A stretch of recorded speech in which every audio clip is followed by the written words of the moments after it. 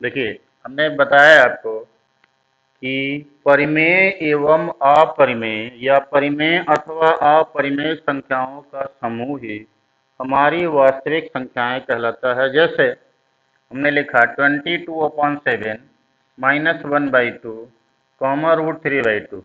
देखिए, ये 22/7 और -1/2 ये दोनों आपकी परिमेय संख्याएं हैं, जबकि √3/2 एक अपरिमेय संख्याएं हैं। लेकिन इसके साथ में ये सभी लिखी गई संख्याएं हमारी वास्तविक संख्याएं कहलाती हैं। तो क्या पढ़ा हमने कि परिमेय अथवा अपरिमेय संख्याओं का समूह ही हमारी वास्तविक संख्याएं कहलाता है। अब इस चैप्टर में अब आपको एक्सरसाइज 1.1 का मैं एक्सरसाइज 1.1 में रियल नंबर के माध्यम से ये बताना चाह रहा हूँ कि दो संख्याएं अगर आपको मालूम है तो उन संख्याओं का मौसा अर्थात HCF आप कैसे फाइंड या ज्ञात करते हैं। तो यूक्लिड विभाजन प्रमेय एक थ्योरम है जिसको हम पिछली क्लास में इस तरह से भी पढ़े हैं कि भाज्य बराबर होता है भाजक गुणे भागफल और प्लस शेषफल।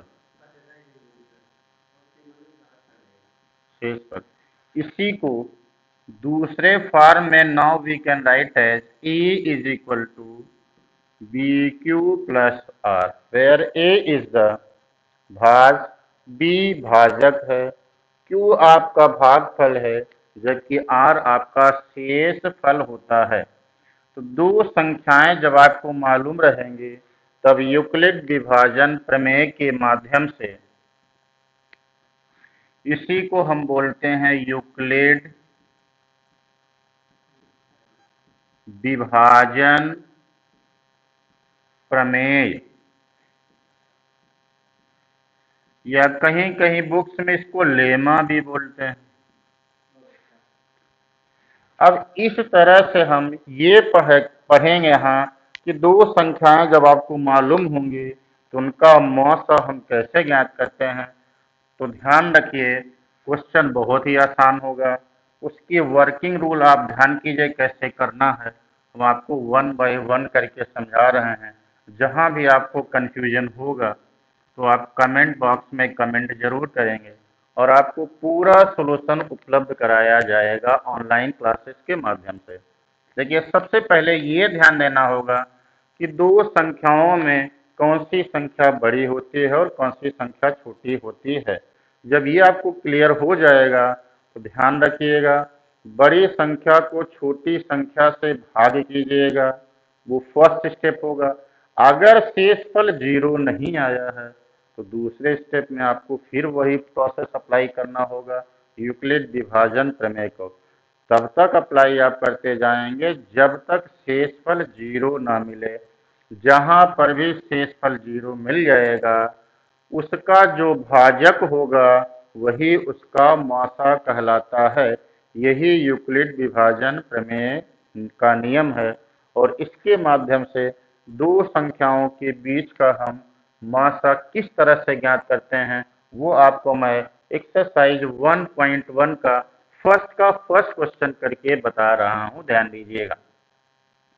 चलिए, फर्स्ट क्वेश्चन है 135 और 225 का मौसा। 135 और 225 का मौसा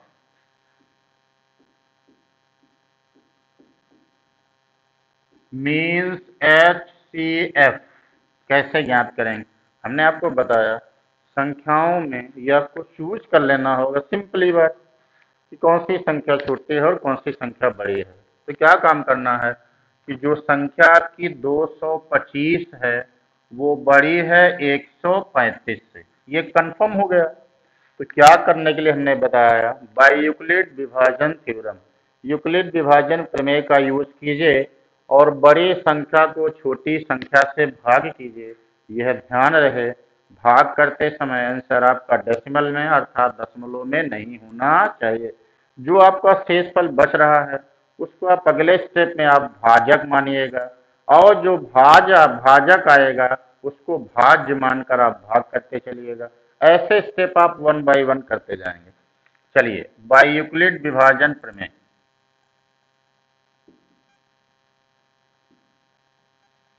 यूक्लिड विभाजन प्रमेय से यूक्लिड विभाजन प्रमेय से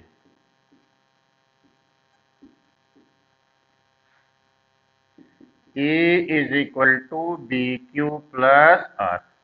चलिए यहां हम फर्स्ट स्टेप में चलते हैं, मीन्स प्रथम चरण में।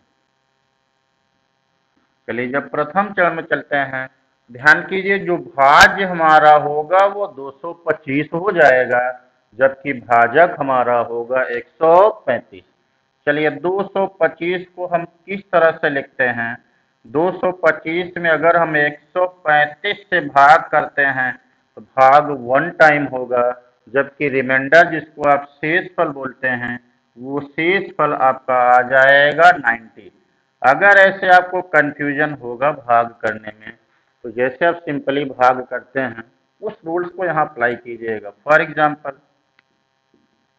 ऐसे डिवीजन आप करते हैं छोटी क्लासों में 6, 7, 8 में, 9 में ऐसा पढ़ा है आपने। 135 का एक बार भाग करेंगे तो ये 135 ही होगा। चलिए 5 में 5 घटा देते हैं, 0 हो जाएगा। 12 में 3 घट जाएगा 9 और 1 में 1 घट जाएगा 0। तो ये 90 हमारा शेषफल बच गया। हमने बताया शेषफल 0 जब तक नहीं आएगा तब तक यूक्लिड विभाजन प्रमेय का यूज आपको करते जाना है।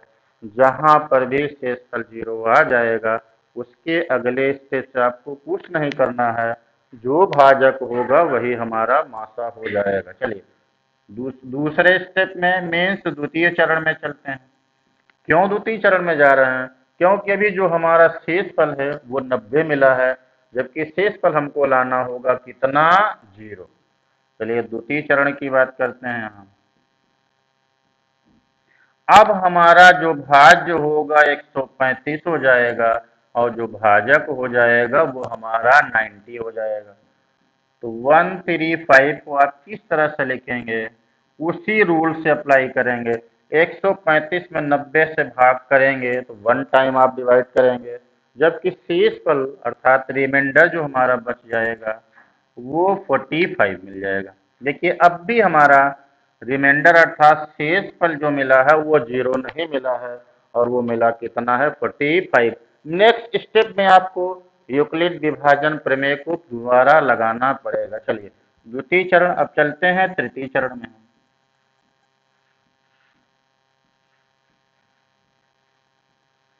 अब हमारा जो 90 होगा वो भाज्य हो जाएगा, जबकि जो शेषफल है वो हमारा भाजक हो जाएगा।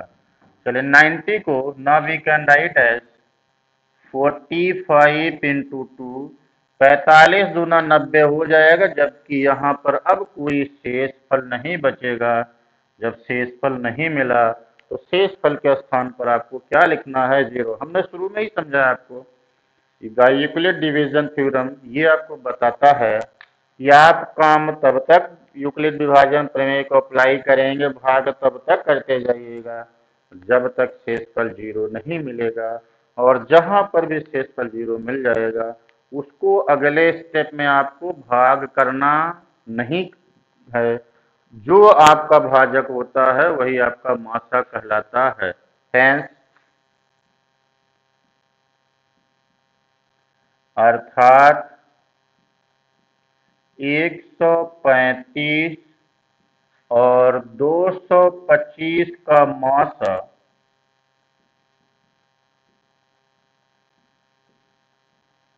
Means HC